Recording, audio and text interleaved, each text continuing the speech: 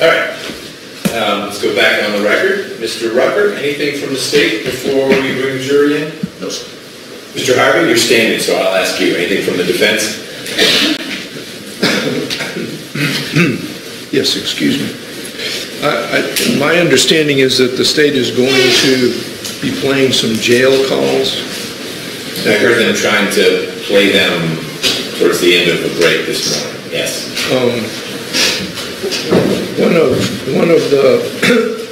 One of the jail calls has some language in it that I would hope we can get redacted. Trying to find where you have transcripts of each of the calls? I do. Okay. I don't know whether you have them, however. You can tell me the language you're worried about, unless it's real lengthy. No, it's not. Mr. McIver is... Do you have a date and time so we're focused on all the same call? I think it's April 27th, 2017. Correct. Okay, April 27th. 2017. On page 5 of the transcript,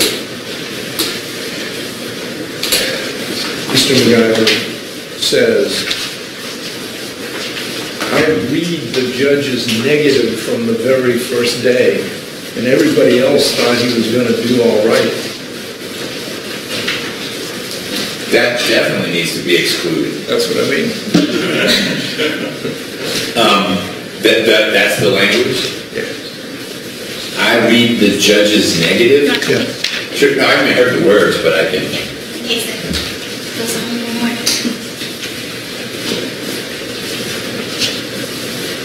I don't know.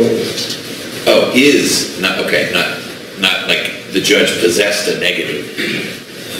Is negative, right. Sure.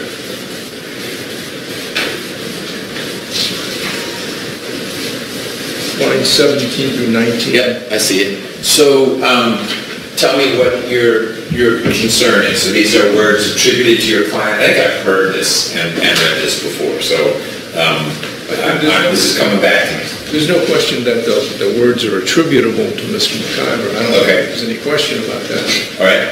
But I don't know what relevance his feelings about the court and the court's negativity it may have. And I would ask that it be redacted to take that line out. Okay. Who is the jail call? Did you have anything else as to the calls?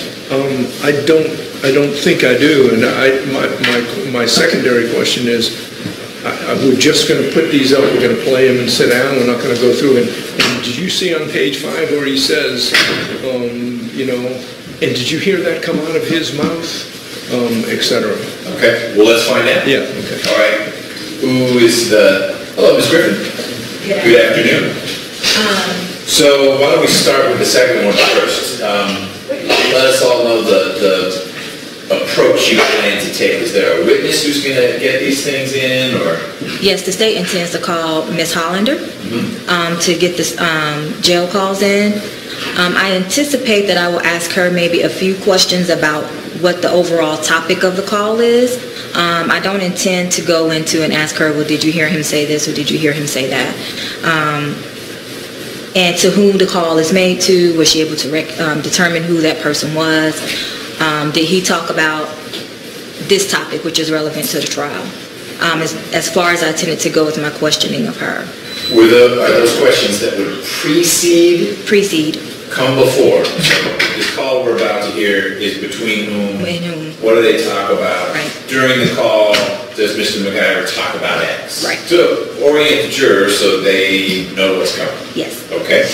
Are you planning on handing transcripts out to the jury for each call? Yes, I am. I do have transcripts for each call, if you will allow us to hand out the transcripts. Okay, and those are either the very same transcripts that Mr. Harvey has from this words expressed, or is it something he's had a chance to review? Yeah, he does have copies of all 3 calls. I remember last time we had to remove the first sheet and the last sheet.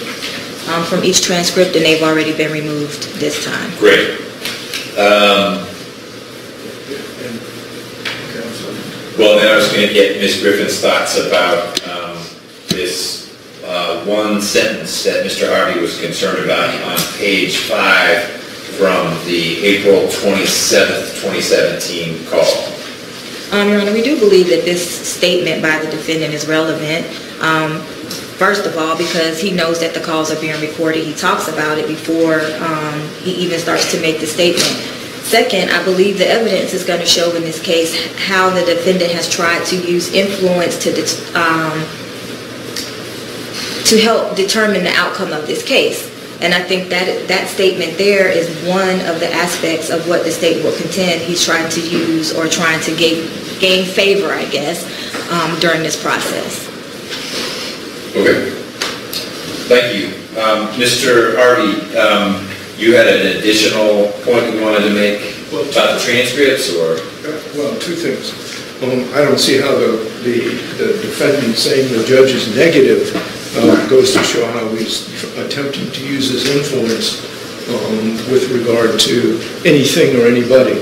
Okay. That expresses his opinion, an opinion I might add, not about you, of course, but about other judges that I've expressed a number of times in my life.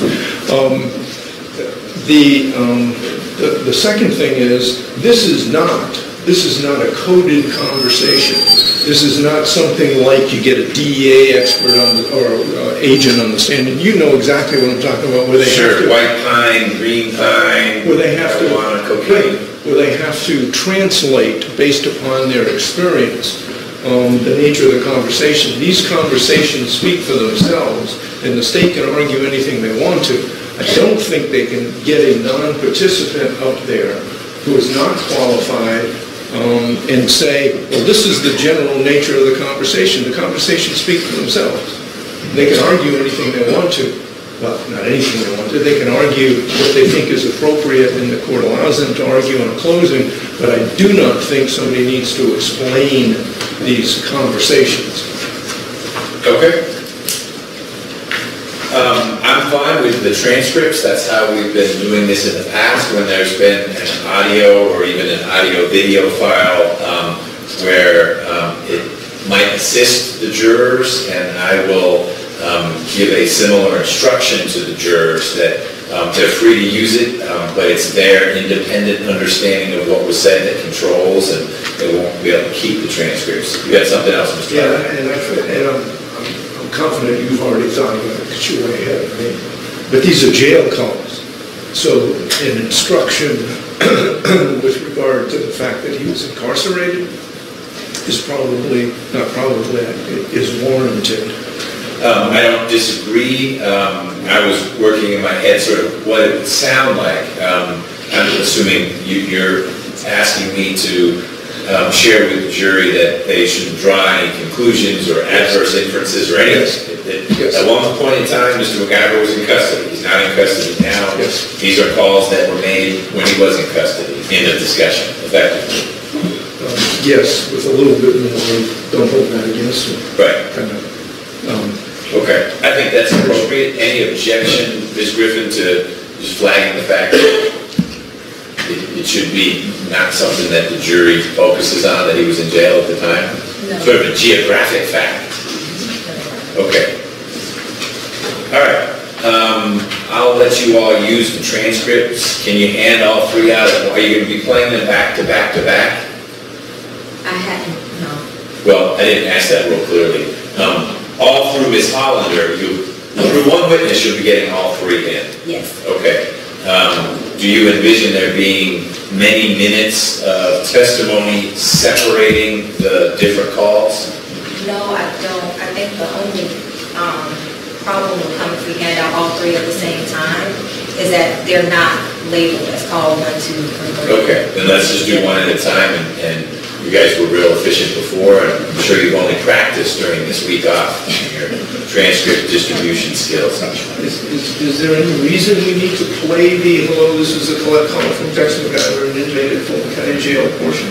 My thought is at least once I allow it. I don't know that you need to do it for all three. If there's not an objection from the defense to fast forward it, but I'll tell the jury that there's the same intro to all three calls so that they don't think there was something different about the other two calls. Well, again, my position would be the calls speak for themselves and the content speaks for themselves. So I see no reason to have the intro played at all, especially in light of the court's intention to give a cautionary instruction. So under 403, I would say that the introduction is unnecessary in any of the conversation. Okay. How complicated is it, Ms. Griffin, to start the second and third calls you play pretty darn close to the beginning of the actual exchange between Mr. McIver and whoever it was he called? It's not difficult. I have the minute markers already. Okay. So here are my rulings. One, the transcripts may be shared with the jury to assist them in following along with what is said during the calls. I guess we'll hand them out on a per call basis and then collect them. Number two, I will allow the state to play the entire recording of whichever call is played first. For the subsequent two calls, please cue it up as close as you can without cutting off any of the conversation, but skipping over the introductory portion. And finally, as to the call from April 27th between Mr. McIver and Sherry, April 27th, 2017, I am going to deny the motion to redact, and we go from there. I guess the last thing I need to say, I'll allow you initially to ask Ms. Hollander, we call it setting questions, what's the call between, what's the general topic. I don't disagree with Mr. Harvey that there ought not to be much exposition on, well, this is the call in which he says X. He says what he says and the jury will hear it, but I don't think it's inappropriate to basically allow Ms. Hollander to provide the setting. Call on this date between Mr. McIver and X, and they're talking about, as long as Ms. Hollander isn't engaging in any translation. Right? They're talking about Austin Schwall, but what they really mean is X. It's a conversation about Austin Schwall. It needs to be that generic. Okay? All right. So is Ms. Hollander the next witness? Okay. Let's bring the jury in, please. And technologically, you think you're ready? I think so. Okay. Our jurors are present in the county court, Judge. Stay back there. Housekeeping. Okay. The mystery 16th jury. Okay, you all can be seated. Welcome back from lunch. Thank you for being on time. We had a couple things we needed to talk about in preparation for the state's next witness. Ms. Griffin, if you call the next witness, please. This calls Jill Hollander. Raise your right hand for me. Do you swear and affirm that the testimony you should give the court today will be the truth, the whole truth, and nothing but the truth, so help you God? I do. Yes, ma'am. If you will, have a seat. Get as close to the mic as you can.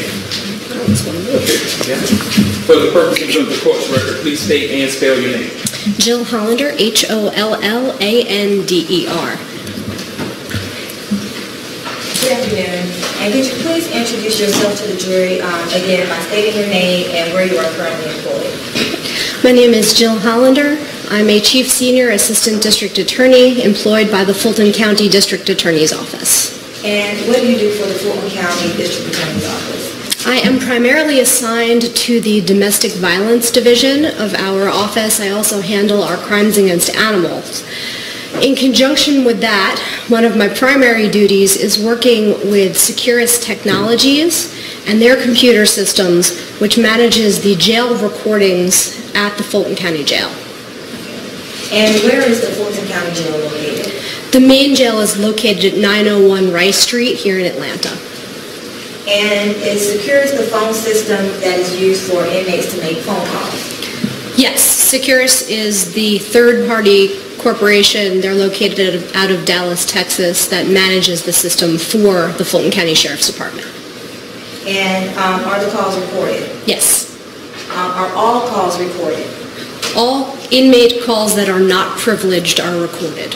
And what do you mean by privileged? A call to a known attorney would not be something that would be recorded by the system. And does a person have to prompt the system to begin recording? Yes. And how does that work? An individual who seeks to place a call would approach the phone, which looks very much like a payphone that you may or may not see around the world these days. You pick up the receiver and you enter your jail ID or JID into the phone. That is a way that it would identify you. So you have your JID as well as a PIN, similar to your ATM PIN. It will then prompt you how you want to pay for the call. You would make that selection and enter the phone number that you sought to dial. And is there a way to obtain these calls? There is. And how do you do that? There are two ways that I can obtain those calls. One of them would give me a certified copy. The other would give me just a WAV or an MP3 file. One is to just directly download it from the platform. It has a web interface. The other is to send a request for the specific calls that I want to Securus, and Securus will then send me back a digital image with an OGG file, which is their certified file. And have you been trained to use the Securus system? I have. And if you could, please tell the jury about the training you've had using the phone system at the Fulton County Jail. I've been trained by Securus. I began using the system in 2014. I was trained directly by them. They have webinars. I've also been out to Dallas where I've met with them for a 2-day period. That was in 2016. And I have been trained to train others. And who can log into the Securus system? Anyone who is authorized by the Fulton County Sheriff's Office. And have you been authorized by the Fulton County Sheriff's Office? Yes, I am authorized. And do you have a unique login? I do. And once the calls have been recorded by the Securus system, can these calls be altered in any way? Yes and no. I mentioned previously the OGG file. The OGG file is a certified file. It cannot be altered. If that file is altered, it will not play. An MP3 file can be altered the same way that you can download any MP3 and edit it. However, the disc that I have prepared, which I'm sure I will be shown shortly, does contain the OGG file in its unaltered form. And prior to this case, have you downloaded calls in other cases? Yes. And approximately how many? How many calls or how many cases? How many cases? I think that's the easier number. It's thousands. Okay. And on these calls that the inmates can make through the Securus system, is the inmate aware that the phone calls are being recorded? Yes, both the inmate and the called party are made aware by a recording that is played at the beginning of every call. It states that the call is being recorded, and it requires the called party to accept the call and the fact that the call is being recorded. Additionally, there are written signs placed around the jail that notify the inmates that all calls are recorded. And when you're trying to locate phone calls for a particular individual, how do you search for the phone calls? It depends on the case. Okay. There are 3 ways that I primarily will do it. There are some others, but I'm not going to get into those tricks publicly. They were not used in this case. Okay. The easiest way is to use the JID, which I previously mentioned. That is your jail ID number. It's similar to your driver's license number. It's a number that is issued to you by the Sheriff's Department upon your booking. If you were arrested in 1990, and again in 2000, and again in 2010, your JID is going to be the same. Your booking number will be different, but your jail ID, your JID will be the same. I can type that into the computer, and it will spit back at me all of the phone calls that are associated with that JID. Additionally, I can search by an inmate's name if I do not know his jail ID. I can also search individually by a targeted phone number. And when you say a targeted phone number, what do you mean by that? If I wanted to see all calls placed to one particular phone number. And what method did you use in this case? In this particular case, I searched both by phone numbers and by the defendant's JID. And when did you begin to search for calls based upon those two methods? Based upon the JID back in April of 2017. And I'm going to show you what's been marked as State's Exhibit number 509.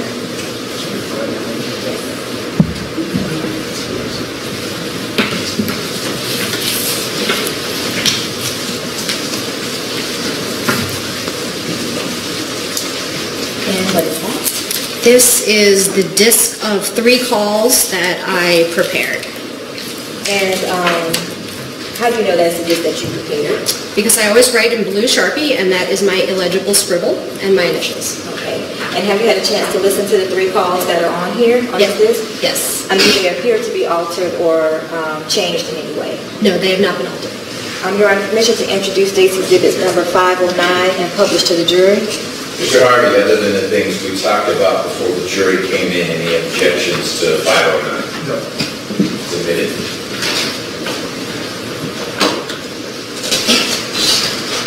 And do you know what the time frame for the 3 calls are on this disc? Yes. The first call was placed on April 27th, 2017 at 12:29 and 59 seconds, so essentially 12:30 p.m. The second call was April 27th, 2017 at 12:37 and 36 seconds. And the third call was on April 28th, 2017 at 10:52 a.m. and 48 seconds. And I'm going to start with the third call that was on April 28th, 2017.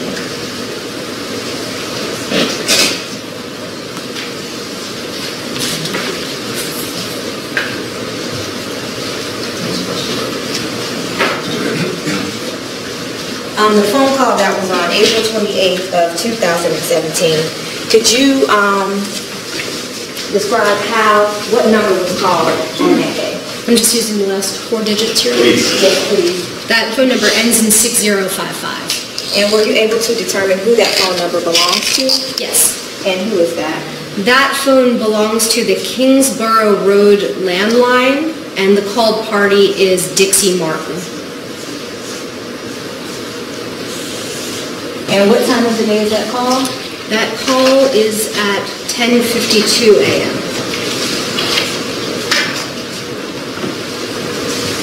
And it's at 10:52 a.m.? Yes, And you said you've listened to these calls? I have. And what was the overall topic of this conversation? There were discussions about some interviews that the defendant had given that were not being received well by counsel. Let me object to the characterization again. The calls speak for themselves. That is some characterization that's unnecessary because the words are spoken. Okay, I think that's fair. If we could just focus on what the topics are and the jurors will hear whatever is spoken and figure out how the interviews were being received or not. Okay, and I guess I'll just ask you a more specific question. Did they discuss his will in this conversation? They did. Okay, I'm going to show you what's already been introduced as State's Exhibit number 264.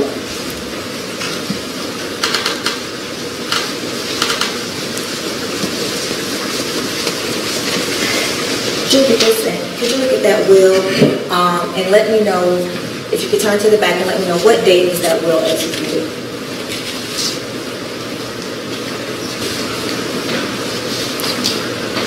October 19th, 2016. Okay.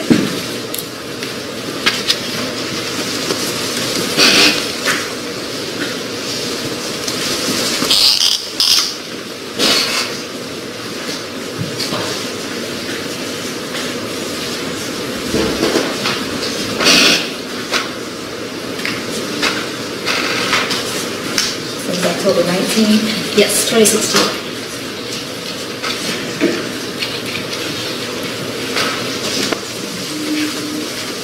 And then we have transcripts for this call. I can pass it out. Sure. Ladies and gentlemen, while these are being passed out, let me share with you a couple things.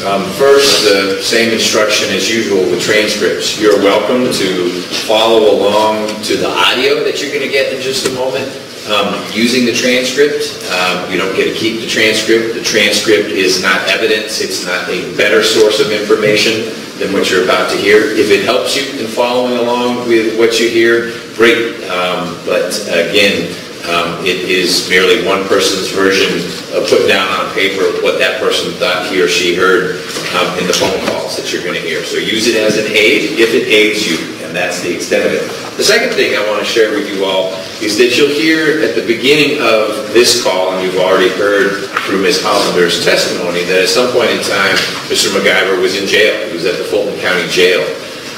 What is relevant in these calls you're going to hear to you all is what's said in the calls, if you find any of it to be relevant. The fact that Mr. McIver may have been in jail at some point in time isn't something that you ought to consider in your deliberations or draw any adverse conclusions or inferences against Mr. McIver, because at some point in time he was in custody in connection with this case. He is not in custody now. He is presumed innocent, and the state has the burden of proving, if it is able, his guilt beyond a reasonable doubt.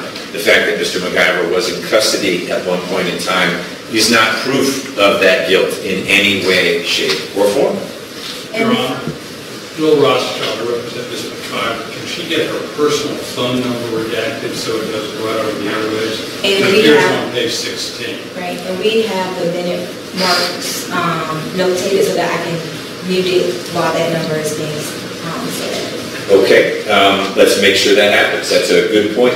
Thank you for flagging me. Thank you, sir.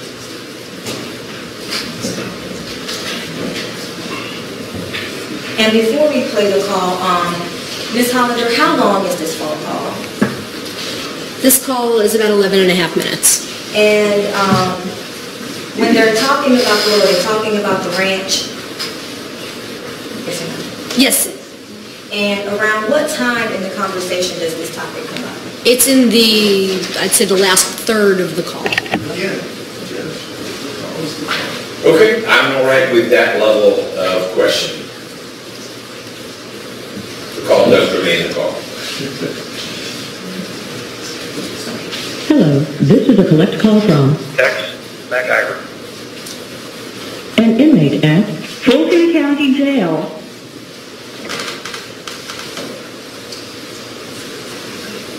To pay for just this call using your credit or debit card, please press 1. To decline this call, press 2.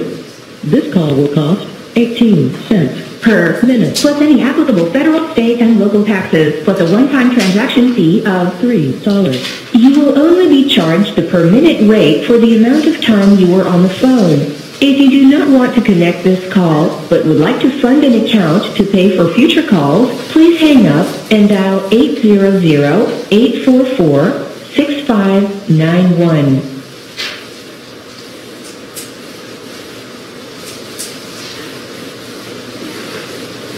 And Your Honor, there is some dead space, and so we're just going to fast forward to the conversation part. Okay.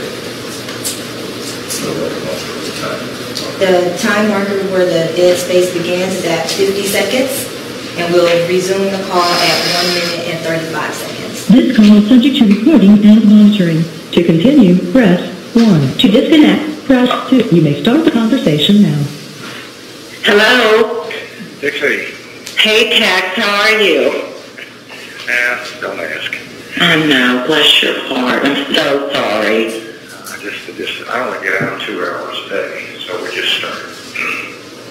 Well, I've been advised to advise you to back off the call. Okay. Well, I don't know anything other than what the one reporter told me. I haven't heard anything. There are no rumors of the jail or stuff. I need somebody to come tell me what's going on. Just, I don't get 4 hours a day. It's, there are 10 counts, 2 murder counts, 4 or 5 witness tampering accounts, the gun account for the bond. What else? Tammy's here. We're trying to pay bills and get everything up and going. Go ahead. Oh, no, I can't even think of the other ones right now. I'd sure like to see a copy of that. Am I allowed to come down there, and am I allowed to get a copy? The lawyers can visit anytime, and I guess that's what I'm disappointed with. Every waking moment they're supposed to be getting me out of here, so I forgive them for not coming. But okay, well, they had a judge. Oh, here, she brought me this. They had one judge that was, and he recused himself. Okay, it's murder, felony murder, aggravated assault with a deadly weapon, possession of a firearm during the bond, and influencing witnesses. And there's 7 on here, but today when I called the courthouse to see if I could come visit you, they listed 10 things, and they were all influencing witnesses. yeah. See, the indictment will show who that is. That's what Oh, Danny, Joe, Tom, and who was the third one? Crane. Those are the 3 that we know. And they weren't happy about the interview, that you granted an interview. Who wasn't happy? Steve. Okay, I just did another one. Hey, I've been at this a long time now, 7 months. I know, Tex, but they want you to back off from everything, calling people and any interviews. They want you to back off everything. Well, I did Channel 5 this morning with a family reporter. You know, all I do is talk about my faith and how much I love Diane. You know, They just don't, I don't know if they don't want you out there. They just advised me to, if I spoke with you, please. Okay, I'm going to call Steve too. Okay. Message received. All right, thank you. Now, the only other station is 46. They've been evil. I was going to turn them down. Oh, Tex, no more interview. No. Okay? And I don't know if I can come down there and talk to you. What is the procedure? You're only out 2 hours a day? People know all of that. No, I asked Heather today, and she said call the county jail. Well, Steve knows. I'm sorry. Okay. But yeah, there's a I haven't heard here, there's a handbook, and it says that you have to register your visitations. So I'll ask the lady here, and I'll put your name down. Okay, because I'd love... Not visitations on weekends, so you need to come today. Okay, and I'll find out what the hours are, because I'd like to at least see you. Yeah.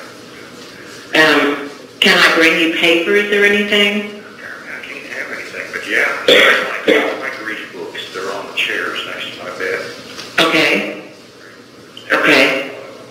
All right. I'm just ripping through reading the chair. I'll read 2 books a day. But anyway, obviously, I need to hear from my lawyers. Now, they can come 24/7. They can come 24/7? Okay. Who do you want me to call? Bill or... Yeah, Steve lectures me so damn much. I'm not in the mood for it. Okay. He'll be good. All right. He'll give a commencement speech sometime, but somebody needs to come. My preference would be Hill without embarrassing Steve. Okay. So your preference, but if that doesn't work, then Steve is next. Okay.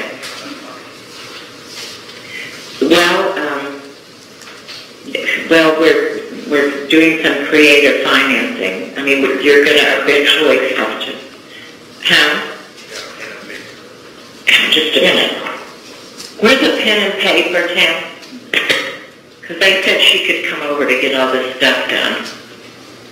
Tammy? Okay, write this down. Okay, hurry.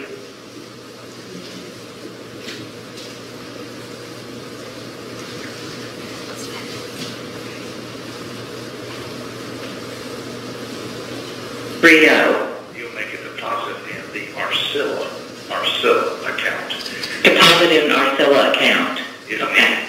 If needed. She's just paid everything at the ranch, and, I'll just take her now. okay, all right. She doesn't need anything, but if she does, that's where I want you to go. Okay, all right, is there anything else? I just want to know, everybody's trying to get me out of here.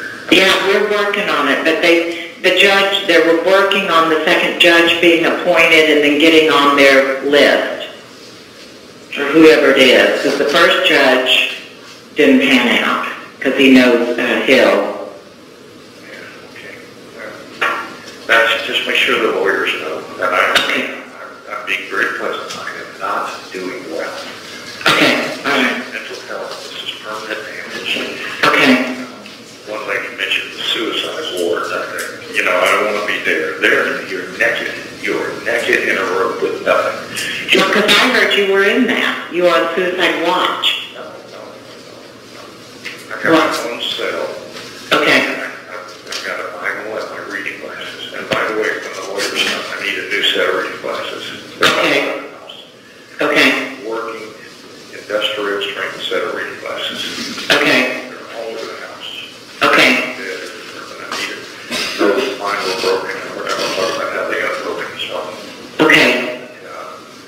Anyway, Reading glasses, brief books, and an attorney. I need about $100 in cash. And $100 in cash. Okay. And not enough for my cash drawer is. Yeah, I know where it is. I'll get that. And I'm trying to figure out how to set up an account on this phone without having to enter everything every time, but I thought I'd lose you if I punched it in. All right, so back up on calls, back up on interviews, I got that. I did get Channel 5 this morning, so tell them to be prepared for that. But they're gonna. He was a friendly reporter, all we did was talk about God. There's some other stuff in there. All right. Compliment the jail, how nice and respectful they are. Are they? I hope. Oh, shit. You're going to survive here. You better say stuff like that. Yeah, I get it. And I will try to come when I can. I thought there were visiting hours on the weekend. No. Well, according to the inmate handbook, there is not. But I guess call the jail and find out. Okay, and put my name on the list. Okay, I'll tell the lady to put you on there. Okay, anything else? Just disappointed that my lawyers aren't doing something. Okay. Just every waking moment to try to get in front of a judge and get me out of here. But, all right, I'll press it again. Anyway, and just thank you to Tammy for all you're doing to keep the empire going. Oh, yeah, thank you. We love you. Javier's going to need his check. We've got it written out. We're going to go mail it. Or no, FedEx it. I mean FedEx. Yeah, we're FedExing it. All the MasterCards have paid. Everything's personally. He has a helper that I want to dispose of. His name's Alfredo. So tell him to lose him. I just wanted to tell you quickly that I spoke with Leslie last night for like 2 hours. They are prepared to come and help you run the ranch. They are prepared to do whatever they need to do to help you save and be helpful. Their lives. Huh? I want them to lead their lives. This is my issue. I know, Tex, but they think that the farm is that they're getting the farm because you told them. That was a long time ago before we had some spats. But, well, anyway, that's what they still believe, and I didn't tell them anything different. I can always change my will, but sometimes to be here, Austin gets the ranch, Robbie gets $500,000, Austin gets the ranch, and a trust to support it. I think you should rethink some of this, but you got enough going on. Listen, just take a deep breath and just, yoga poses, whatever you can do. Just stay as calm as you can. Ain't no yoga in this place. Oh. I can do sit-ups. I can do a little bit of walking. All right, well, bless your heart. I just remember at 2 o'clock history. Okay, all right. I got it. Okay, and if I can come before then, but I'll tell you, it's most important that you get them there. And at 2 o'clock, that's the end, right? Well, the lawyers get done 24/7. Okay, but I can only come until 2. No, don't know that. Okay, all right. Put you back in the cell, but they take me back out. Okay, all right, I'll figure it out. All right, I'll try to call you about between 1:30 and 2, just see if there's anything new. Do you have my cell phone number? No, you can't have a pen.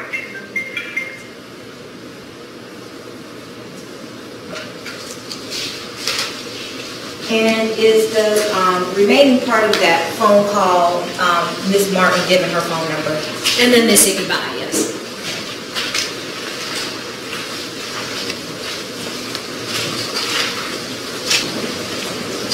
And the next call we have is on April 27th of 2017. I want to go to the second call on your list.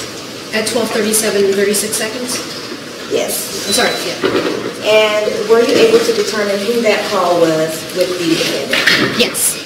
And who was that call with? That call ending in 6161 was to Ann Schwall. Okay. And what's the duration of that call? That call is just shy of 4 minutes. Okay. I have a transcript. All right, and if you still have your old transcript, just pass that, like there are questions from the jury, pass them down, and we'll collect all those. There's no confusion.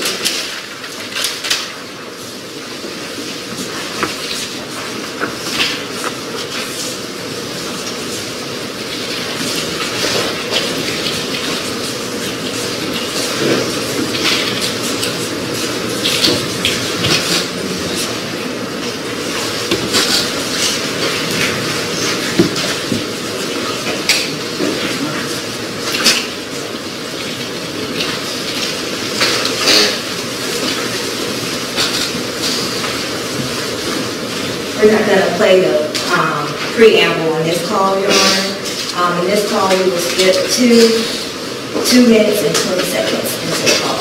Okay.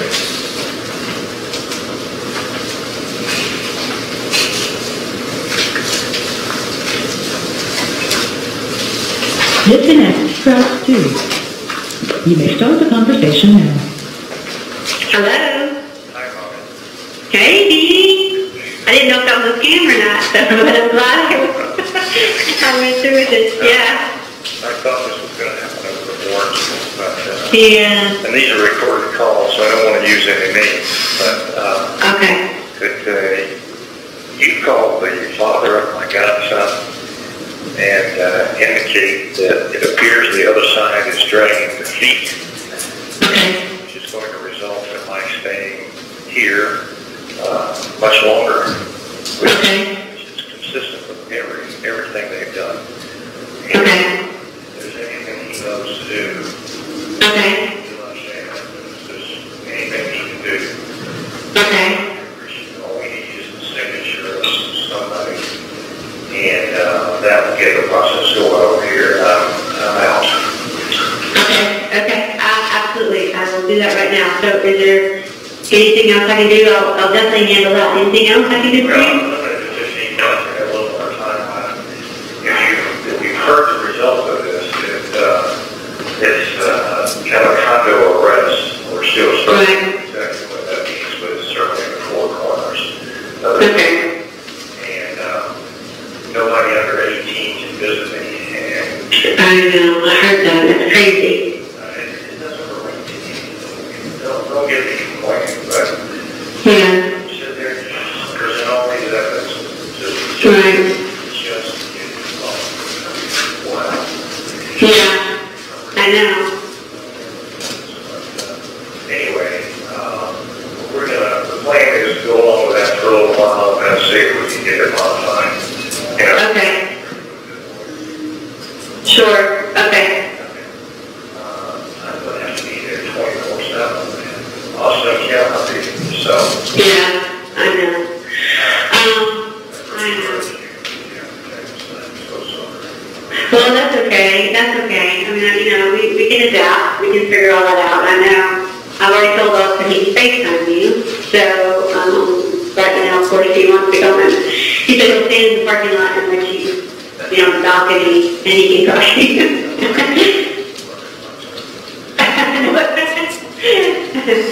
But, yeah, so I'm hoping that the lawyers can get together and get this all looked out because First goal was to get me out. for sure.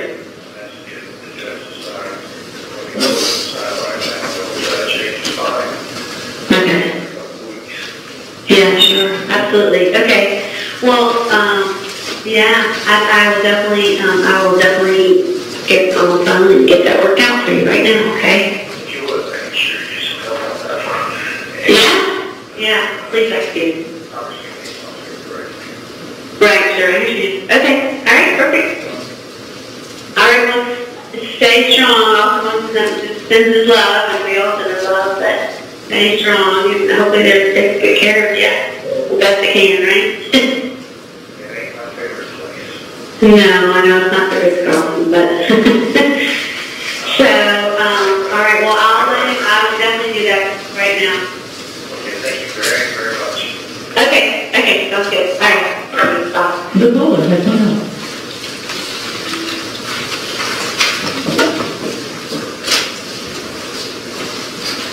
And there was one other call that you pulled for this case, well, that we've introduced in this case. And what is the date for that call? That date is also April 27th, 2017 at 12:29 and 59 seconds. And were you able to determine who that call was placed to? Yes, that call was placed to John, also known as Spike McIver. Okay. And how long was that call? That call is about slightly longer than 4 minutes. And in this phone call, do they mention a Rick Sowers? They did. Do you know where that is in the call? Yes, it's in the call. Is it particularly relevant as to where it is? If it's going to somehow be hard to follow up in the transcript? No, I would have a question. Okay. And on this call, Your Honor, we are going to skip the preamble, and we will start the call at 2 minutes and 30 seconds. All right. Thank you.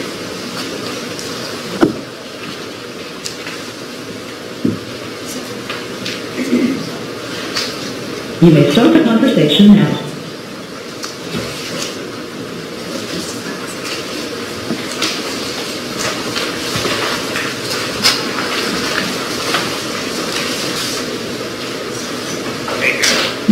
Are you okay? See what?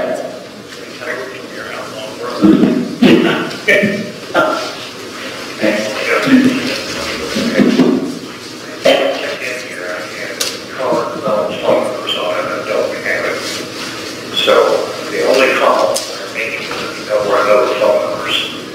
Have you got anything you can write down? Yeah. I'm in the car driving here. Okay? Call the dealer, so. I call the dealer, all right. Ask her to call William Hill. William Hill, H-I-L-L? William Hill, all right. Just that Texas having a time in jail. Please accelerate. Okay, got that?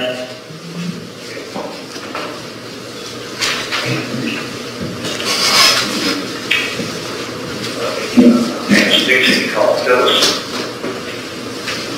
Call Phyllis, okay.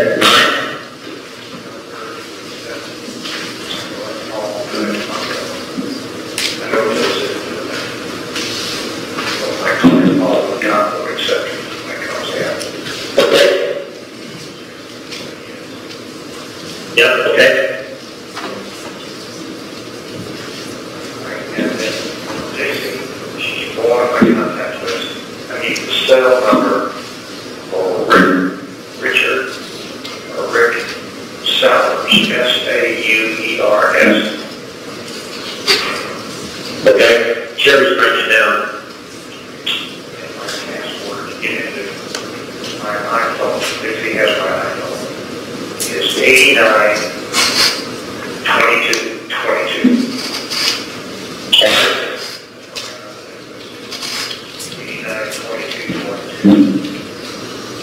old cell phone. From there, I need the cell number for Rick's hours.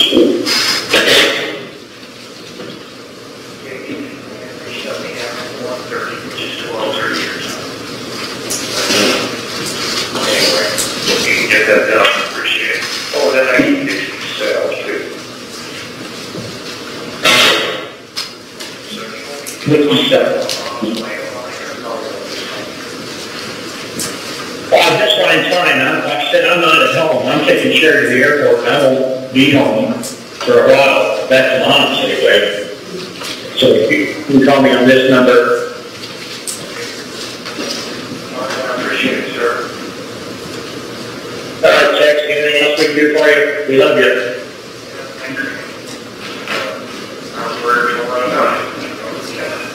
I thought we could have, I got just a minute to here before they cut me off, but God, we had a good case. I read the judge's negative from the very first day, and everybody else thought we were going to do all right. I was only 20 people in the back of the court for question next, can't lose all of them. But it didn't. It just didn't. And he's agreed to sign an order to give me release, and I'll be in council arrest with an ankle on it for 60 days. So I'm going to get to know that couple pretty good. What else?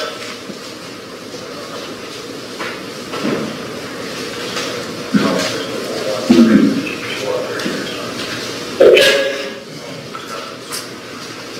Yes. All right, Tex. All right, bye.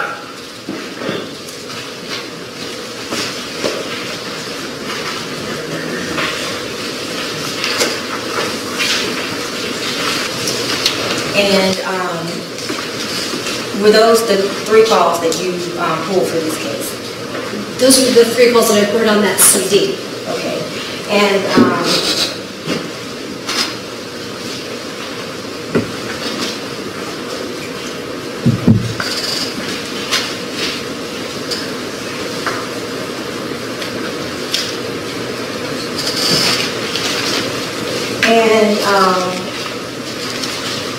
the last call was to, well, it was actually first in time, right? Correct.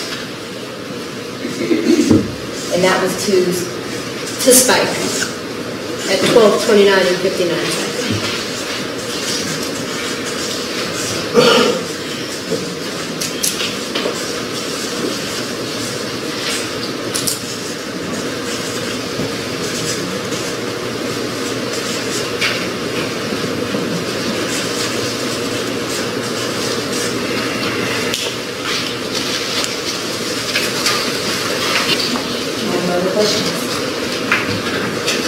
Mr. Harvey, questions for Ms. Hollander? No, thank you. Any questions from the jurors? You would like to unload those transcripts? Fair enough. All right, Ms. Hollander, thank you for your time. Thank you, Your Honor.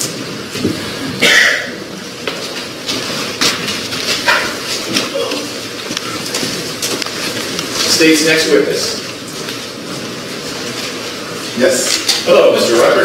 Hello.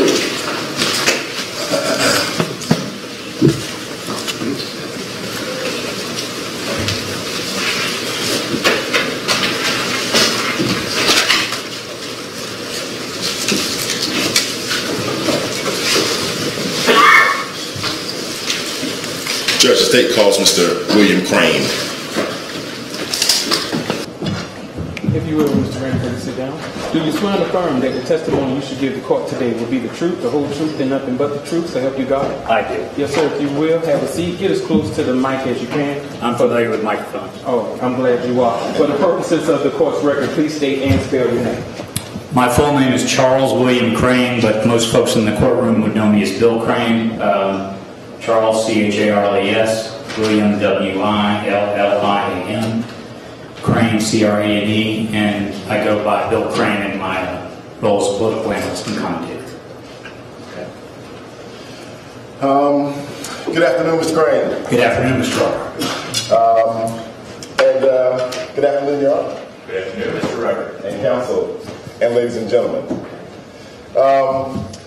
Can you introduce yourself to the jurors by restating your name and tell them how you are currently employed? My name is Bill Crane. I'm a native of Georgia. I own my own firm, CSI Crane, which is a public relations and communications firm. Have had that firm in operation since 2007. And I also, since the year 2000, have served as a commentator and political analyst for initially at 11 Live, but currently for WSB Radio and Television. And I have a syndicated newspaper column in about 30 newspapers and a column in Georgia Trend magazine. Okay. And can you share just a little bit with the jurors about your educational background and some of your work-related experiences that allow you to perform many of your duties as a political commentator? I am a DeKalb County native, public schools there, went to the University of Georgia, graduated from the Grady College of Journalism longer ago than I care to admit, but they must have liked something I did because I'm now on the Grady College Board of Trustees. I have worked in broadcasting since the 1980s.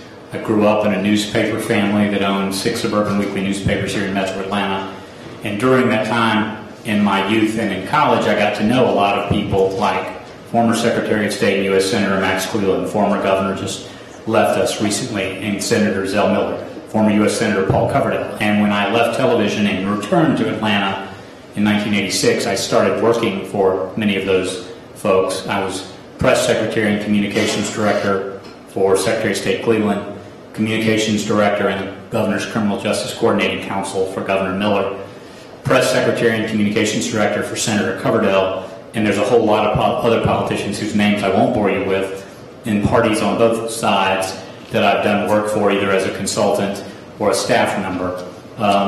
Having that experience when Senator Coverdell passed in 2000, I was asked to come on 11 Live, and that's how the political commentary, which many of you may be familiar with, started for me. Now, I'd like you to tell the jurors, the defendant in this case is Claude Lee McIver III, and are you acquainted with him? I've known Tex McIver since I was a teenager. I can't remember the first, he's probably better to tell you the first time he saw me because I was even younger than that. My first recollection of him was he was the lawyer and primary counsel on behalf of his firm Fisher & Phillips for my family's newspapers, the Decatur News Publishing Company, and subsequently for my uncle's printing business, the Sowers Group and Atlanta Web Printing. But as I grew into adulthood on my own experience, in 1991 during the Paul Coverdell for U.S. Senate campaign, he was on our finance committee. In 1997, 1998, he served in a similar role on the campaign of Mike Bowers for governor. I worked with him in both of those instances, and he represented me in a non-compete agreement I had with a former employer when I left the global agency in 2007 at the time of the birth of my younger child successfully, and has been a long-time friend of the family and advisor for between 3.5 and 4 decades, and I consider him someone I've known and been friends with for more than 3 decades.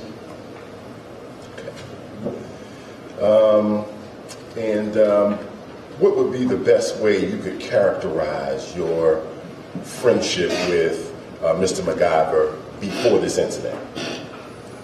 To some extent, he was a mentor, and to some extent, he's known, and it's a good thing, as a fixer. If you're someone who needs counsel, particularly within the state of Georgia, on how to deal with a variety of state, federal, local bureaucracies, particularly since the Republican Party sort of took over the state of Georgia's agencies around 2002 after Governor Sonny Perdue was elected, Tex always knows someone who knows someone. And I've had, as I've related to you, instances where he's been very helpful and in a legitimate fashion with me and my family, guiding us or helping us.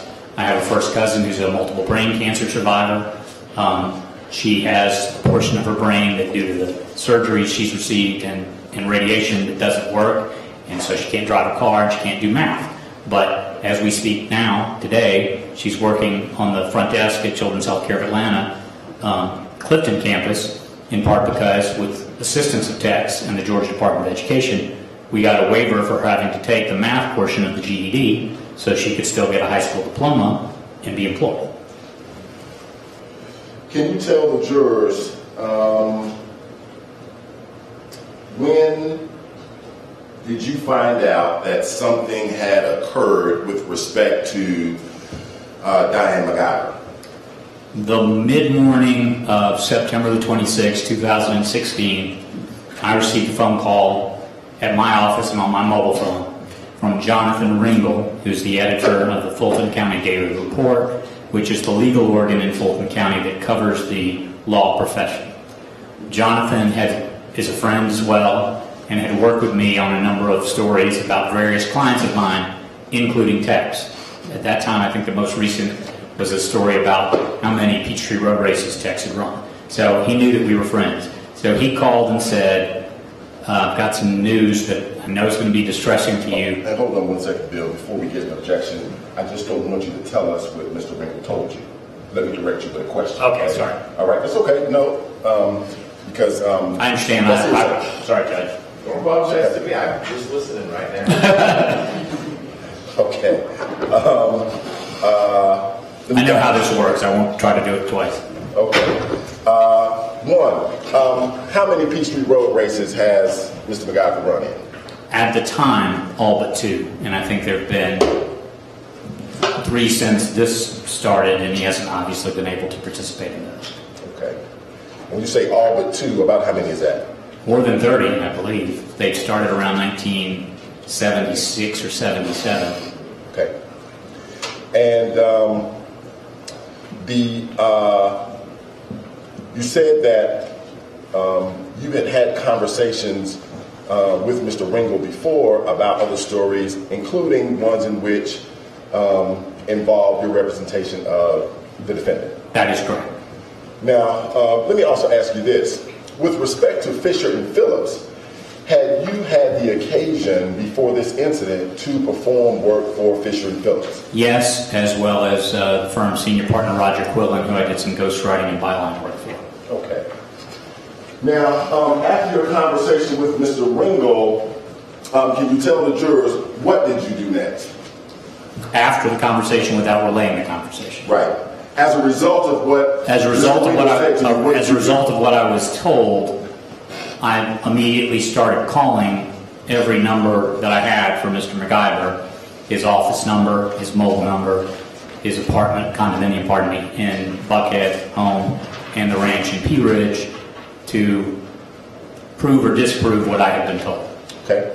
And can you tell the jury, with respect to all those phone calls you made to try to locate Mr. McIver, did you actually have a conversation with him on the 26th? I did not, and I also reached out the same day, because of what I've been told, which I won't share, to the sheriff of Putnam County, Howard Sill. Okay. And so, are we still in the morning of Monday, September 26th? Into the afternoon, because I made more than one of those phone calls outbound and got a couple of other numbers. I believe I may have called Diane's work number, and I know I called the Corey switchboard, but I started with all the numbers I had for Tex, and then the sheriff, and then all the numbers I had in my phone for Diane. Okay. And so after you talked to the Putnam County Sheriff, Howard Seals, can you tell the jurors, did you learn additional things? I did. Okay. And so can you tell the jury, going into the evening or late night of Monday the 26th, did you actually have the opportunity to speak to Mr. McIver at that time? As I recall, Tex called me back. The phone record showed on the 27th. My recollection, it was late the 26th. But we had a brief conversation. He was very distraught. He was very emotional. He lost his composure several times on the phone.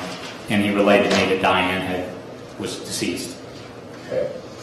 Now, can you tell the jury, do you remember exactly what he told you about Diane being deceased? It was a very brief conversation. Okay. He did relay that they had been returning from the farm in Pea Ridge, that she had accidentally been shot, that she had passed away at Emory Hospital. That call and subsequent early calls and this back and forth, I'll acknowledge on my part a judgment error that I made, and that is when I represent people professionally, I ask a lot of probing questions, particularly when they're coming to me in a time of crisis, which this was. But I was not talking to Tex McIver on these early calls as a client. I was talking to him as a friend of 30 plus years who was clearly dealing with trauma. And so my approach was softer. I didn't challenge. I didn't push.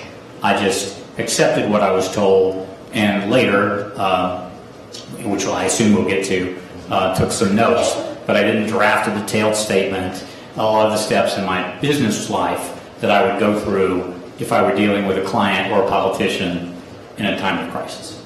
Okay.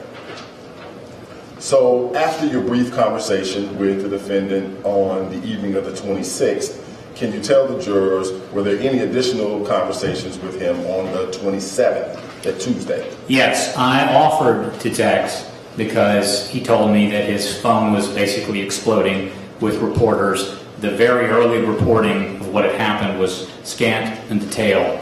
There was a lot of speculation on social media, much of it very cruel. I was concerned for Tex, for his reputation, for the firm's reputation. It was clear that a storm cloud was brewing fast, and so I said, I'm happy to help pro bono, without fee, to assist you, as he had done me on several prior occasions, through this process. If you'll let me know, particularly the local reporters, I probably know them. If you need help calling them back, telling them what happened. And I counseled then, and multiple times thereafter, starting on the 27th, sit down, write down, as clearly as you can remember, every detail that you can remember of what happened. And then I also suggested videotaping that so that in later times when his head was cleared, less emotional, he'd have that in a record that he could refer back to. And I unfortunately don't believe that counsel was ever taken. Okay. Now, when you offered your assistance to Mr. McIver, what did he say? He said he accepted the offer. He thanked me, and then he said that he would, as things were piling up on him, he had family around. He had lots of friends in the condominium in Buckhead that were taking care of him. He was trying to get some sleep because he hadn't slept much at all in a couple of days, and that he would be back in touch. Okay. Now, can you tell the jurors, during the conversation on the 27th, that Tuesday,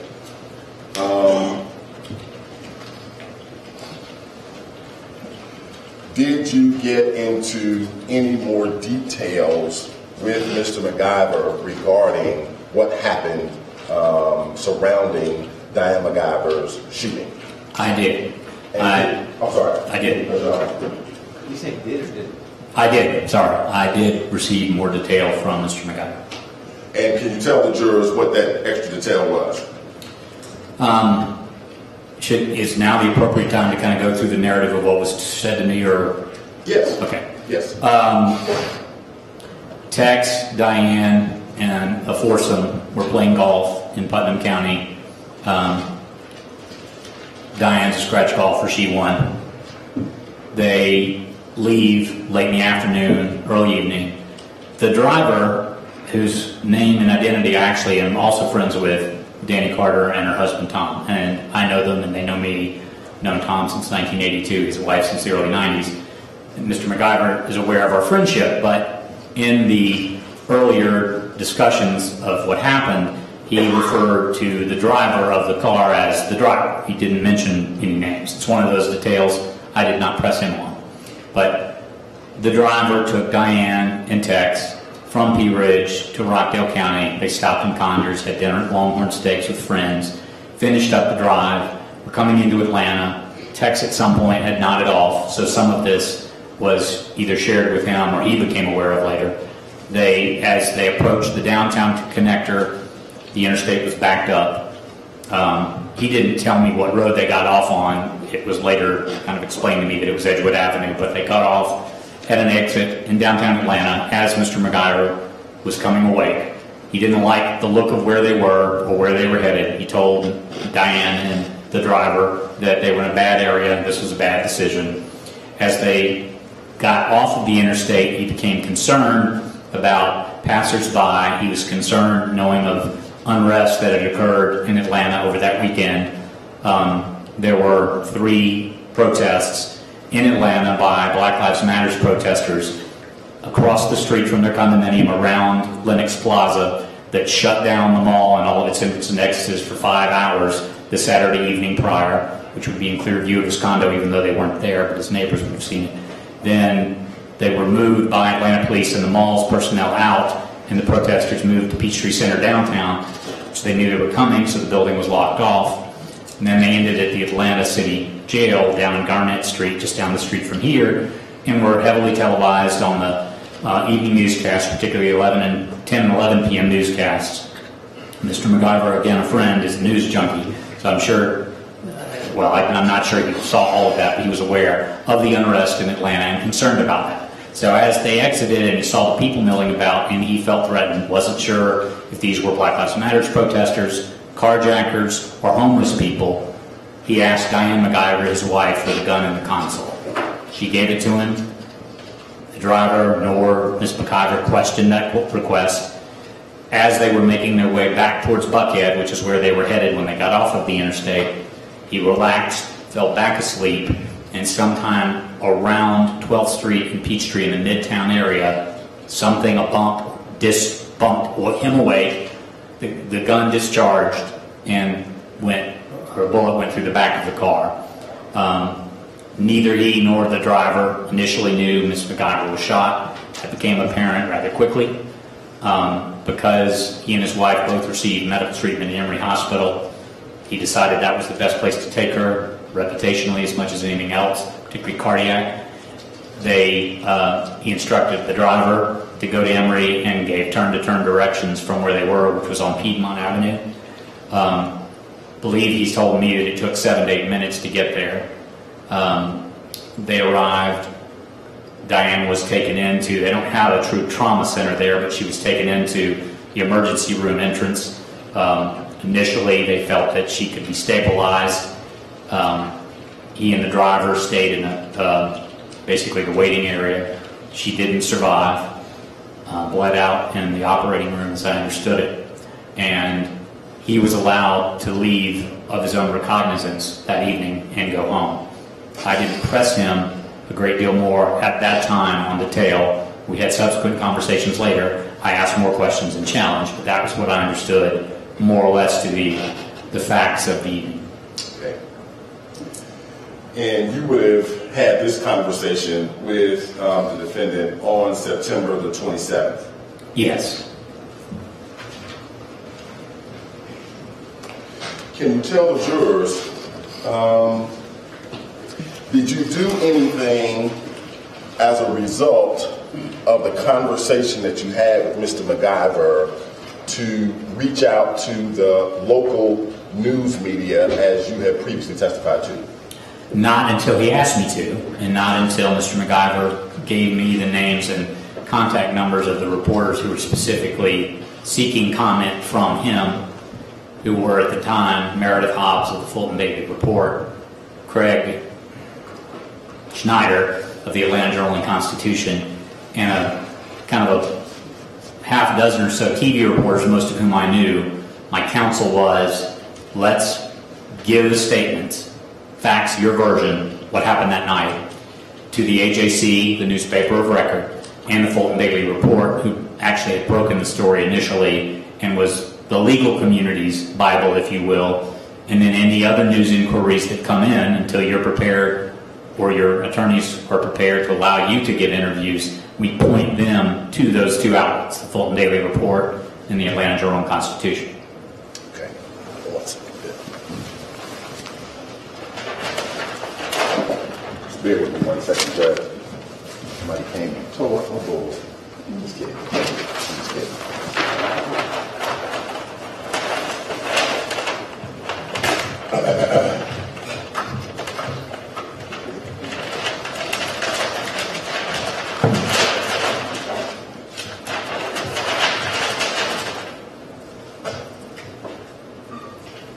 Okay, just make sure I got names right, it's Meredith Hobbs, the Fulton County Daily Reporter. Yes. And Correct. Craig Snyder with the Atlanta Journal-Constitution. Correct. Okay. So can you tell the jury on the 27th, did you have just the one phone call with Mr. McIver, or were there several? I think on the 27th we had two. There were more calls on the 28th. Okay. He had, his phone, not mine, sort of blowing up with reporters, not just local, that were calling about the incident. Okay. I made the counsel that I gave you a moment ago, and then I started reaching out to the reporters on the 28th and into the 29th, because they were already posting stories both on their websites and in their print vehicles that had factual errors. And again, social media, particularly Facebook, was making a host of rumor and innuendo, and very hurtful things were being said about Diane, about Tex, that I thought would do. Obviously, she was deceased, couldn't harm her reputation in the living world, but it was not fair to her. And I was trying to help in that. Okay. And can you tell the jury, on the 28th, did you speak to Mr. McIver at that time? I did. Okay. And how did he receive your counsel or your suggestion or your advice, if you could call it that perhaps what he should do was to get his version of the facts out there? He was receptive, and he agreed. He said that he wasn't in a position himself yet to talk, as he was going to be talking to the Atlanta Police Department in those early conversations, giving them his statement first. He didn't want to say anything that might conflict with his own statement there, and he was seeking legal counsel. So I volunteered to act as the family spokesperson, not on behalf of Fisher & Phillips, the law firm, and not again in a professional capacity, just helping out my friend. And I positioned myself that way with both of these reporters also, both I had worked with previously. Okay.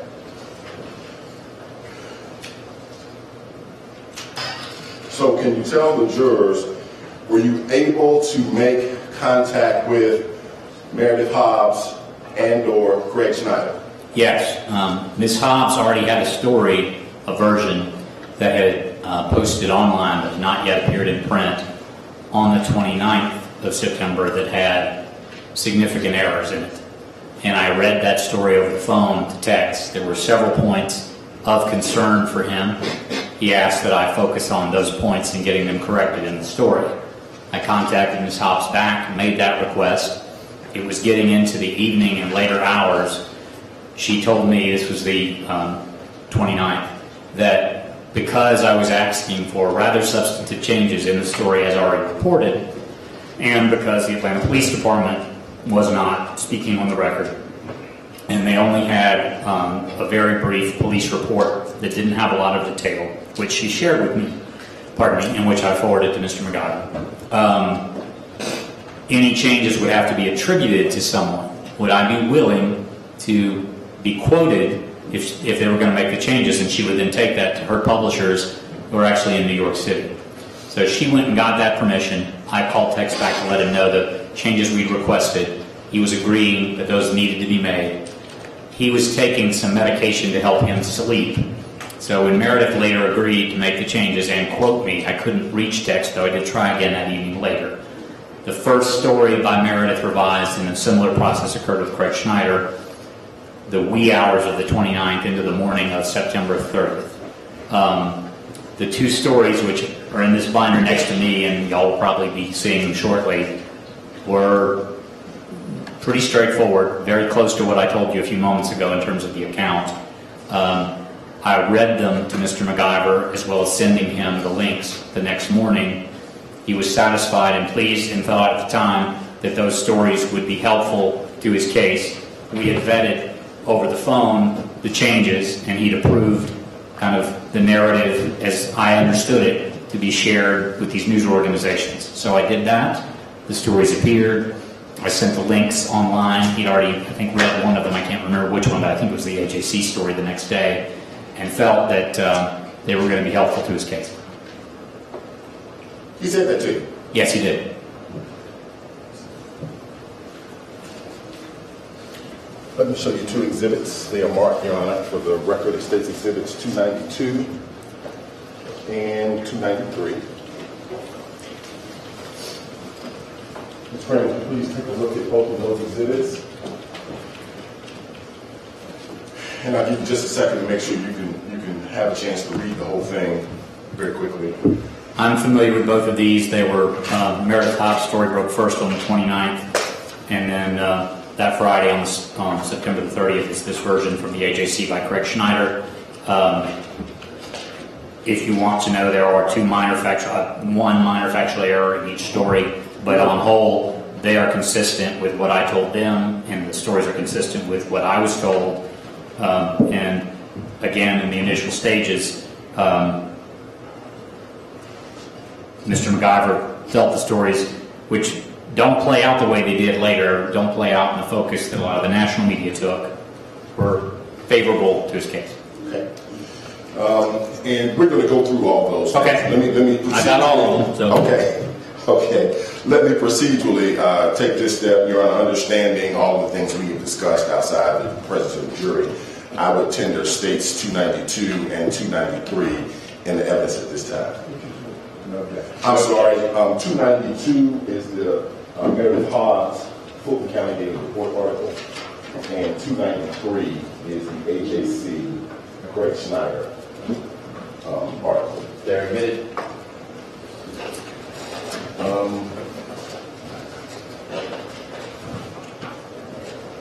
Okay. Let's do this. Mr. Crane, I'd like for you to publish for the jurors the exact word-for-word content of States 292 and 293. You mean read them? Read them. Okay. To the jurors, and do it slowly so that they can kind of go along with you. Okay? Sure.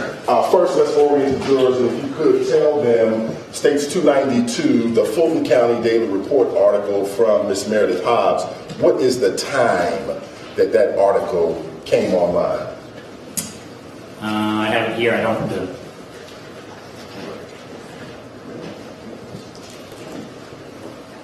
It was late. It's not on this print. Wait, hold on one second.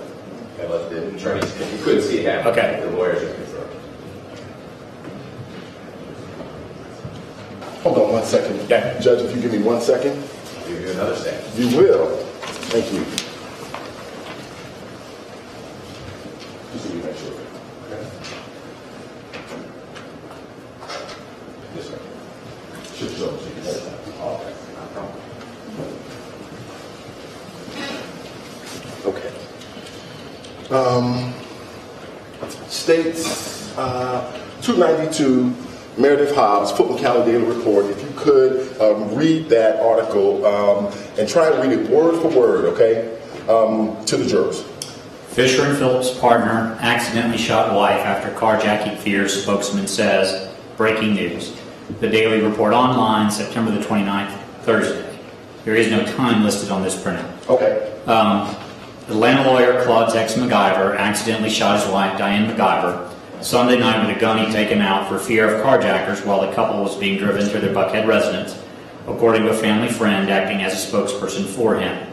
Diane McIver was rushed to Emory University Hospital in DeKalb County, but died while undergoing surgery at 12:49 a.m. on Monday from complications from the gunshot wound, according to an Atlanta Police Department report released on Wednesday. It was a tragic accident, said Bill Crane, a public relations agent, a longtime friend of McIver, who is a senior partner in Fisher and Phillips. The McIvers are both well known in the Atlanta business community. Diane McIver was the president of Corey Airport Services, a marketing and advertising company, and Tex McIver has practiced labor and employment law at Fisher and Phillips for more than 40 years. They had engaged a driver to transport them in Tex McIver's car Sunday night from their farm in Putnam County to their Buckhead home, and had reached Midtown, Crane said. Diane McIver was in the front passenger seat next to the driver, who has not been identified, and Tex McIver was in the rear seat, sleeping for much of the drive, Crane said. Ordinarily, the driver took the highway straight through Atlanta and got off at the Buckhead exit, Crane said. But there was a traffic jam on the downtown connector on Sunday night, so Diane McIver directed the driver to get off the Edgewood Avenue exit downtown. Fisher and Phillips' partner accidentally shot wife after carjacking fears, spokesman says. Breaking news on the jump. McIver was aware there had been Black Lives Matter protests at Lenox Square in downtown Atlanta over the weekend, Crane said, and he was worried about unrest. The driver took a wrong turn off of Edgewood Avenue and drove down unfamiliar downtown streets, which intensified McIver's concerns, Crane said. McIver spotted people who he perceived as threatening, Crane said, and fearing a carjacking, he asked his wife for a gun that he kept in the console between the driver's seat and the front passenger seat of the vehicle. The gun was wrapped in a plastic Publix grocery bag, Crane said. The car finally reached Piedmont Avenue and was almost at the 12th Street intersection right by Piedmont Park when it hit a bump, according to Crane.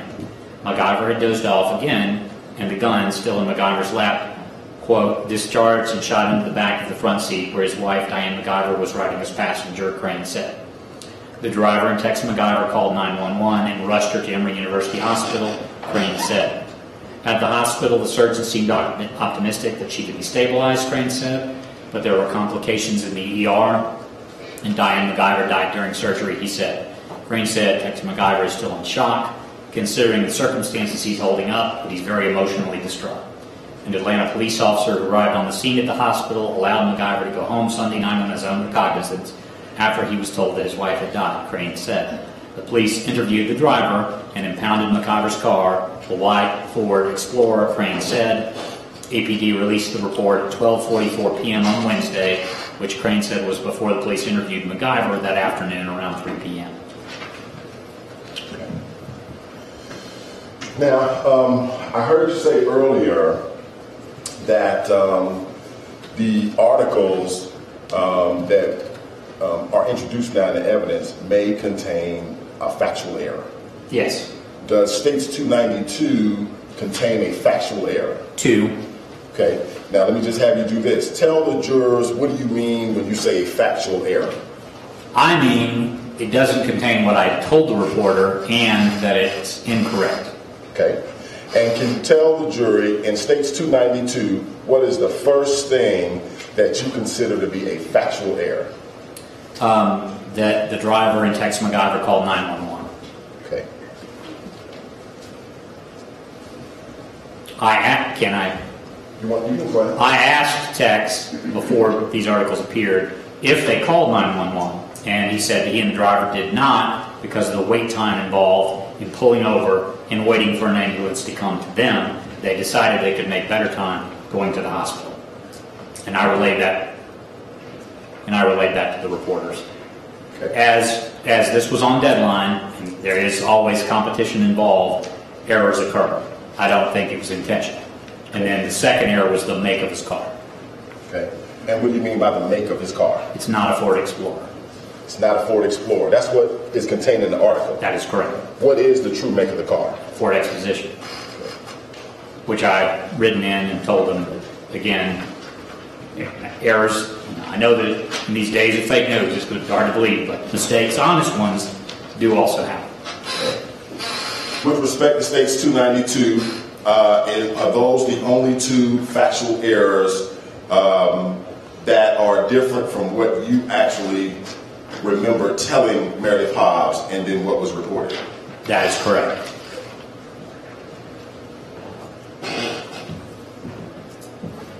This is States 293.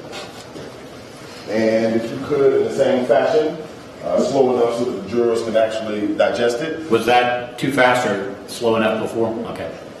Atlanta attorney says... Or was it okay? Okay, all right. From the Atlanta Journal and Constitution. Atlanta attorney says gun in his lap went off, striking his wife. Craig Schneider, the Atlanta Journal and Constitution, last updated, meaning that also Craig had posted an earlier version of this, and I called him and pointed out things. Last updated 7:39 p.m. on Friday, because there were earlier versions of this. 7:39 p.m. Friday. Is this the version that's in my hand? Okay, and that's September the 30th. Friday, September the 30th. Okay. Because it appeared in print earlier that day, and again, I called Tex and read him the story. He had some minor concerns. I called the paper. They made the edits in the online version. Okay, and so is the updated version that you have in your hand right now the version that was printed after you called Mr. Schneider? No, this was later than that. Okay. Online. Okay. I think I have, hang on. And just for the record, because the defense attorneys don't know what you're flipping through, just tell the defense attorneys what is that binder that you're flipping through. I do this for a living, so particularly when it's a crisis situation, which this was, I try to, as best I can, archive the coverage, keeping copies, the good, the bad, the indifferent, everything that I get my hands on relative to local national media. So and it's a lot, but as the stories appeared, I would either archive the link or I would print them out, and I do not have the hard copy, but I do have the hard copy, and I gave some of that to your office. There's not significant differences in the earlier version, but this was the Friday evening, the last corrected version, and the one that still appears online today. Okay, and that version was after you had actually spoken to Mr. McIver. And read him the story aloud, and again had him thank me and tell me that he thought this was helpful. Now, before 7:39 p.m., after other people started seeing the story, starting with his partners in his law firm, he started getting a lot of flack about the story and his legal counsel, and then was relaying to me that he was dismayed initially because he thought the stories were helpful, and that some of his law partners, I can't tell you what they told him and he told me, but he was getting flack, and so I was aware of that. Okay, hold on 1 second, and before I have you read the article, I just want to give the defense attorneys a chance to look at the binder. Sure. Yeah, they've seen it once. You okay? I'm okay. Okay. Okay, so if you could, Mr. Crane, please read for the jurors the Atlanta Journal-Constitution article. Picking up from the photo credit, which is underneath the lead line, Atlanta attorney Tex McIver shown in this 2010 photo. Police have refused to provide details about the shooting of his wife in an SUV. Atlanta lawyer Claude Tex McIver was driving with his wife Sunday night near Piedmont Park when their car hit a bump and the gun in his lap accidentally fired, killing his wife, a family spokesman told the Atlanta Journal-Constitution. Diane McIver was taken to Emory Hospital on Clifton Road and died in surgery several hours later. The incident unfolded after the McIver's vehicles was approached by several individuals near the intersection of Peachtree and Pine Streets in Midtown. Spokesman Bill Crane, a McIver family friend, said. The McIvers retrieved their gun, a .38 snub-nosed revolver, from the center console of the 2013 Ford Expedition, alarmed about recent unrest surrounding several Black Lives Matter protests in the area and fearing a carjacking, Crane told the AJC. The couple, who were being driven by an unidentified individual, left the area unharmed. But several blocks later, on Piedmont Avenue, near the park, the SUV hit a bump and the gun fired, Crane said. It was still wrapped in a plastic Publix bag in which it had been stored, Crane said. Crane said McIver does not remember firing the gun. He was leaning back in the seat and nodding off when they hit the bump, the gun in his lap, Crane said. Tex McIver was in the SUV's back seat. Diane McIver was seated in the front passenger seat. The Fulton County medical examiner said she died of a gunshot wound to the back that had passed through the seat. The couple had been traveling from their home in rural Putnam County to another in Buckhead. The driver exited the downtown connector at Edgewood Avenue to avoid traffic, Crane said. It's a tragedy. They're two great professionals, philanthropists, Crane said. Crane said Tex McIver is under extreme duress and trauma. Crane said the couple had not been drinking. And then there is a photo of the Corey Tower and a picture of Diane from the Corey Tower and a billboard on the tower that says, the towering Corey smokestack downtown carried a portrait of Diane McIver, who was president of U.S. Enterprises, parent company of Corey Airport Services. It has Diane's name, her date of birth and death. Her husband, a partner in his firm, is vice president of the Georgia State Election Board. In August, he assumed another seat on another board. The American Bar Association appointed him to the advisory committee of the Association's Standing Committee on Gun Violence.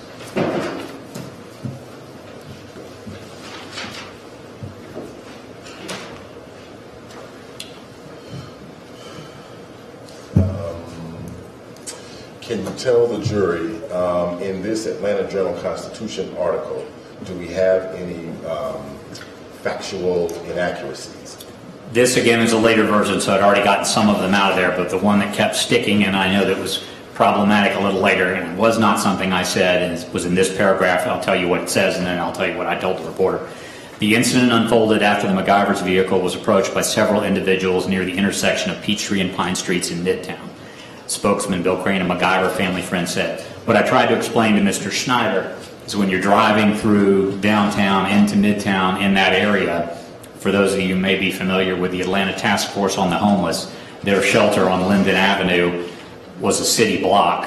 It's now closed. Several blocks north, south, east, and west of the shelter, particularly later at night, if members of the homeless community were shut out or were awaiting entrance to the shelter, they were all over, some sleeping, some drinking, congregating for multiple blocks, but primarily along Piedmont, West Peachtree, and the side streets, Linden, Pine. And so I was trying to explain, I don't know the route they took, and didn't until later, from Edgewood to get back over to Piedmont. And I said, but as you drive through that area, you encounter a lot of homeless population from Peachtree and Pine, which is where the shelter is located. Fine line, fine distinction, but I never said, and I don't believe they drove past the Peachtree and Pine intersection because they weren't on Peachtree Street, to my knowledge. Okay. Is that it? In that story, yes. Okay. Now, when you told the jury that when the earlier story came out, the Hobbs story and the earlier Schneider story on the 30th, you said that you had conversations, I believe, with the defendant, and he was getting pushback from his firm. Can you kind of expound on that and tell the jury exactly what he told you? In the binder here, there's coverage from the New York Daily News, the Dallas Morning News, the Washington Times, the Washington Post, the Toronto Star, the London Daily Mail, and taking some of what I said out of context, taking some of the more sensational aspects of the story and blowing it up. The story was evolving nationally sort of into rich white guy kills wife and for fear of Black Lives Matter protesters. My phone was blowing up, Tex's phone was blowing up. The firm told Mr. McIver they were losing business and had lost a client engagement, I believe in Los Angeles. I was contacted by the firm to take down their name off of my firm's website as a former client, threatened with legal action if I did not do so in 24 hours, and that's in the binder as well. I did that. By the Monday after the Friday that the article ran on a weekend with a small-time webmaster who lives in Sarasota, not exactly a 24/7 operation. But the news media, as happens, were sensationalizing what they saw as a racial aspect of the story that I never saw and turning that into the focus of the coverage. And so it was taking a negative spin, as we say in our industry, and I again counsel the only way to smack it down, to knock what I'm saying out of focus, is for the defendant, Mr. McIver, to give his version, or the driver, and this is about the cusp of when I figured out on my own who the driver was, to give their versions, because I wasn't in the car. I was relaying, kind of like you say about hearsay, I was relaying what I had been told. I was... And told by who? Mr. McIver, the defendant. So I can't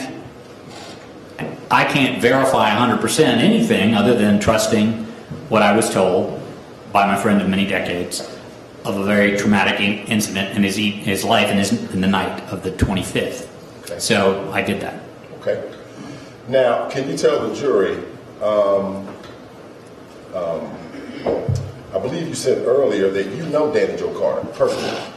I never called her Danny Jo, but I have known Danny Carter since the late 80s, and she happens to be in the courtroom today. Her husband, Tom, is a fraternity brother of mine since 1982. Okay. And you also told the jurors that Mr. McIver is aware of that relationship. Yes. Now, in the trauma he was going through, I can't say it was top of mind, but yes. Right. But in the retelling of the story to you on the 27th, 28th, if you talked about it, and the 29th, and even up to the 30th, had he ever said to you, listen, Danny was driving the car? No, and though I was familiar with how close Danny and Diane were, Danny posts a lot on Facebook. We have a lot of common interests. I have a daughter with Down syndrome. Danny works with children who have Down syndrome. We have common friends, and so I see a lot of her postings. And I noted that week that she posted nothing, which was unusual for her. And so as I started to wonder if she knew about all of this, I went to my mobile phone directory to look up Tom, her husband, and there underneath his email was her email, which I'd never thought of or noted before, DannyJoe@gmail.com. I'd never called her that. That's not the way I know her or address her.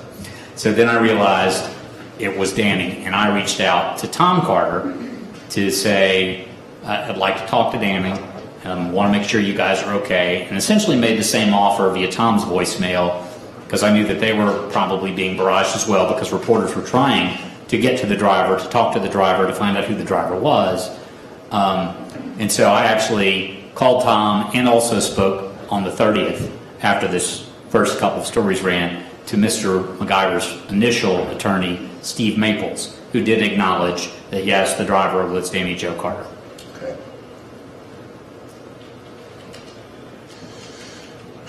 Now, can you tell the jury,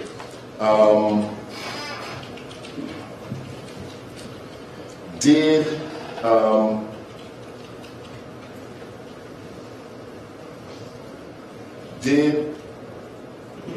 Mr. McIver continue to tell you that he was pleased or satisfied with the story that had been printed in both the Fulton County Daily Report and the AJC?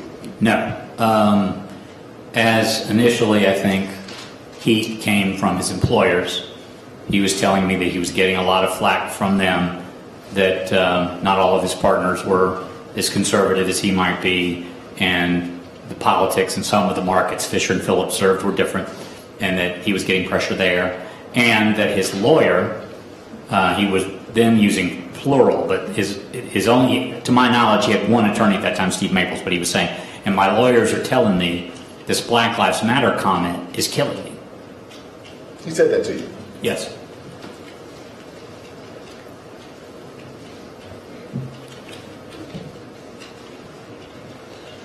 So what did you say back to him?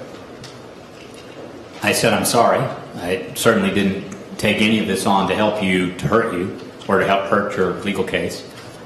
I told him then and subsequently several times in addition, if you subtract the fear of unrest and what occurred the night prior in Atlanta, sort of erase the board, if you will, of any reference to the Black Lives Matter protesters, which also the week prior in Charlotte had become violent.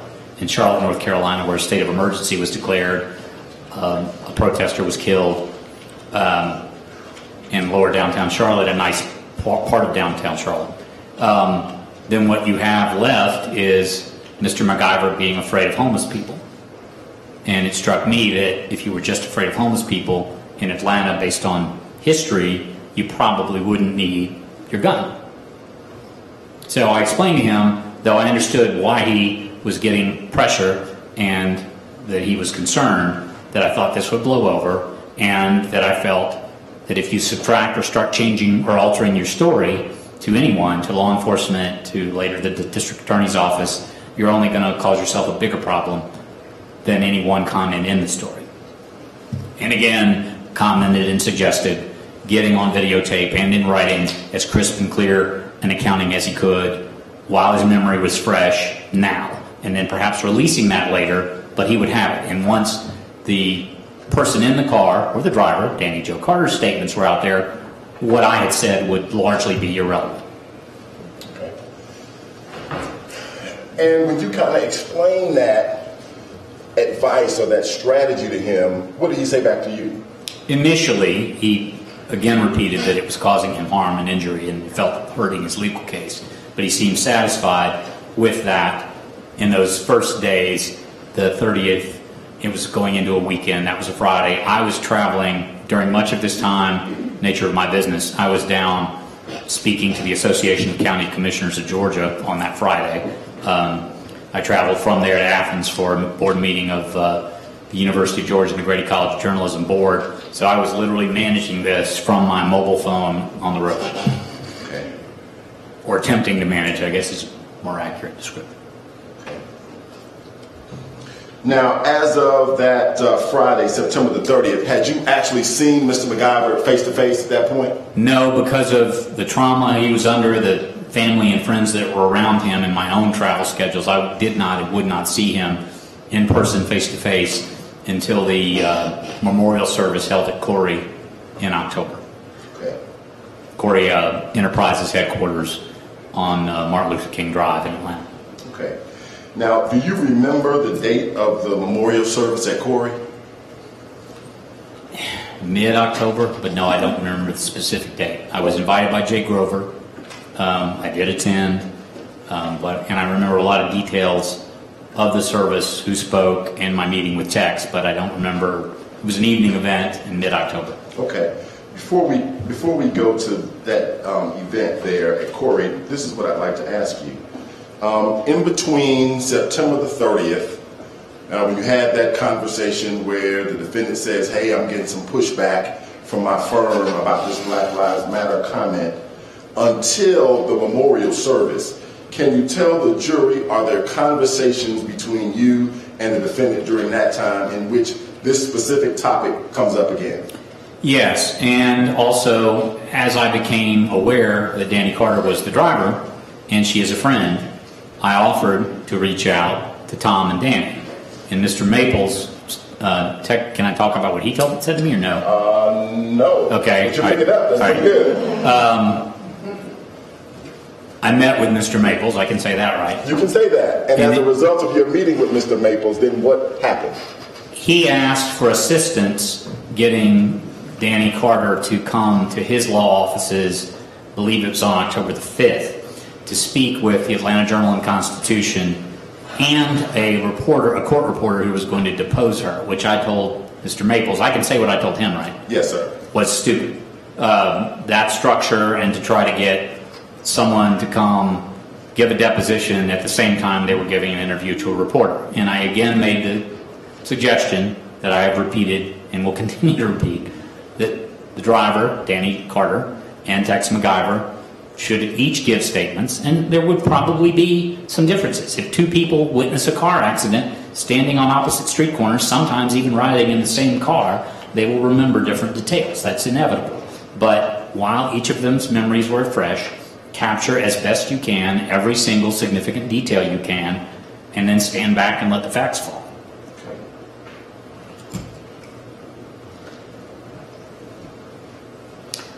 During this period... There's no question. Okay. Now, you were moving on to your next question, and we'll let you do that. Yes. Okay. Let me make sure, does that summarize the nature of the communications between yourself, the defendant, and his lawyer, Mr. Maples, in between September 30th and the memorial service? No, it does not. Okay. Go on. Mr. Maples, who I can't say what he said, and Tex McIver, who I can say what he said, were telling me kind of the temperature was rising, they were getting more heat. Right. It's hearsay. Right, to say they are saying... Right. Okay, sorry, Tex McIver. Wait. Sorry, Mr. Sandler. Let the judge take the ruling. Okay, I apologize. The thing was problematic, I agree.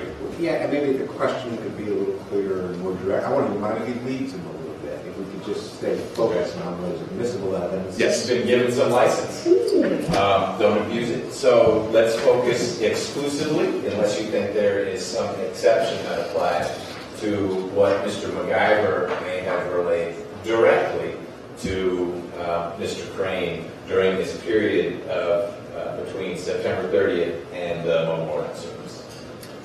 Let me start this way before we get into the conversation, Mr. Crane. What you are about to talk about, can you tell us, was that conversation over the telephone or was it in person? With Mr. McIver, over the telephone, but Okay. a couple of instances with Mr. Maples in person. Okay. And so, understanding that there are conversations with Mr. Maples and with Mr. McIver, are you able to parse out the conversations that you have with Mr. Maples from the conversations that you have with Mr. McIver? Yes, I can separate them and to be helpful, not speak any more of what Mr. Maples said to me. Okay. Okay. So if you could please tell the jurors, what did Mr. McIver say to you during this period? The question and request of me initially was, I need some help here, this is really hurting me, Black Lives Matter comment. Then it became, you know, Bill, I'm not sure I said that. Are you sure I said that? I'm not sure I said that. And then it became, I didn't say that. Could you retract what you said? Could you take it back? And initially on the phone, I told him, and in person later, face to face, you cannot put the genie back in the bottle. You said it to me. I believe you said it to other people. You were making a lot of phone calls in the immediate aftermath while you were in trauma. You don't need conflicting versions of your story out there. I do this for a living. These reporters are people that I've worked with for years. I'm not going to blow my integrity or credibility. And even if I could, even if I had the power and a magical wand and I could do a do-over and like Groundhog Day and turn the clock back, if I could take it out of the Atlanta Journal and Constitution and the Fulton Daily Report, which are the outlets I spoke to, that wouldn't undo all the rest of this binder. That wouldn't erase it off of the internet. It's not going to go away. Can you tell the jury, if I use a phrase with you, could you explain to them what it means and if it factored into kind of what you are telling Mr. McIver during this period? And the term I want to use with you is journalistic integrity. Yes, I can. Okay. In my business, in the way I make a living and pay my kids, medical bills, etc., if you can't carry forward a reputation of integrity and credibility, you are valueless to your clients. If you don't have that going into the room in a crisis situation, that I know these reporters, they trust me, we've got decades of relationship built up, I am of no value to them. So journalists have, in many cases, that integrity, and they expect people in my profession whom they deal with on a regular basis to have that same type of integrity, or again, you don't get to do what I do. You don't get to help United States senators, presidential candidates, etc., deal with crises. You don't get to write statements when corporations are in meltdown or in a product recall. They, in part, buy, lease, whatever you want to call it, the relationships and that integrity that I have to help their cause. Okay. And when you say a phrase back to Mr. McIver, like, I can't put the genie back in the bottle, does your thought about your own personal journalistic integrity kind of come into play? It does. I mean, I was willing to do a lot, still am, to help my friend. I was not willing to lie and put my reputation, my business, my children, my family at risk for something that was said to me, that I read back to the defendant, that he didn't correct me on, that I shared with the defendant after vetting and reading the stories, that he didn't say was wrong, that again initially he felt was helpful to his case. I understood what was happening, but I wasn't going to put myself or any of my children, etc., at that level of risk, and I made clear on the phone multiple times to Mr. McIver that was a line I wasn't going to cross. Okay. And Judge, I will represent to the court. I'm about to make a shift. This is a good time for a break. This would be a good time for a break. Ladies and gentlemen, it's almost 3:30, so we're going to take our afternoon break at this point. Please do what you need to do back in the break room. We'll get you back out here in hopefully a little under 10 minutes. Mr. Crane will still be on the stand. He'll still be subject to direct examination, and we'll see where that goes. All right? Thank you. All rise for the jurors.